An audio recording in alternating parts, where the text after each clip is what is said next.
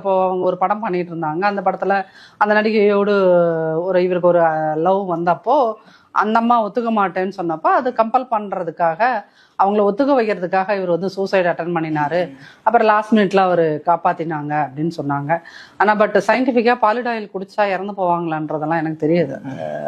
இவன் தான் நான் ஒரு சயின்ஸ் படிச்ச ஸ்டூடெண்ட்னாலும் எனக்கு அது தெரியல. பட் அவர் சூசைடு வந்து அட்டன் பண்ணியிருக்காரு அப்படிங்கிறது தான் அந்த பத்திரிகையின் வாயிலாக வந்து செய்தி.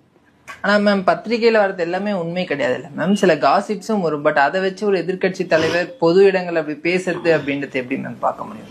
பத்திரிகைகள்ல காசிப்பும் வரும் அப்படின்னா, இப்ப பத்திரிகைகள்ல வந்து கிசு கிசுக்குன்னு என்ன பண்ணுவாங்கன்னா பேர ஊரை மாத்தி அப்படி போடுவாங்க. அந்த மாதிரி செய்திகளை நீங்க நம்ப முடியாது.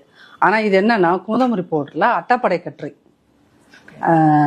நாங்களாம் ரேப்பர் ஸ்டோரின்னு சொல்லுவோம். நான் அடிப்படையில் இதுல இருந்து வந்ததுனால ஜேர்னலிசம் இன்னும் வந்ததுனால தெரியும். அது ரேப்பர் ஸ்டோரிய ஒரு அட்டைப்பட கட்டுரையாக வந்த ஒரு விஷயம்.